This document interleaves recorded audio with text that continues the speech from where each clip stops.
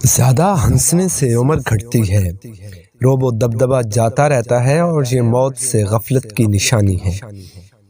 کم بولنا حکمت، کم کھانا صحت، کم سونا عبادت اور عوام سے کم ملنا عافیت ہے۔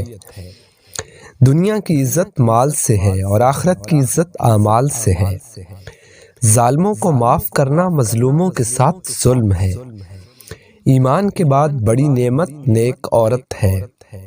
بدخو کی دوستی سے اعتراض لازم ہے، کیونکہ اگر وہ بھلائی بھی کرنا چاہتا ہے تب بھی اس سے برائی سرزد ہو جاتی ہے۔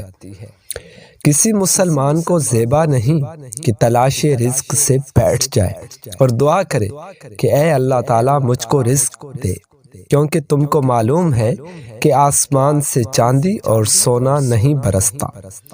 جو شخص اپنا راز پوشیدہ رکھتا ہے گویا اپنی سلامتی کو اپنے قبضے میں رکھتا ہے۔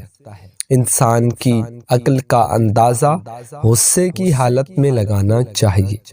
جب حلال و حرام جمع ہوں تو حرام غالب ہوتا ہے، چاہے وہ تھوڑا سا ہی ہو۔ انسان صوم و صلات سے نہیں بلکہ معاملات سے پہچانا جاتا ہے۔ تم اپنی روزی کو زمین کے پوشیدہ خزانوں میں تلاش کرو۔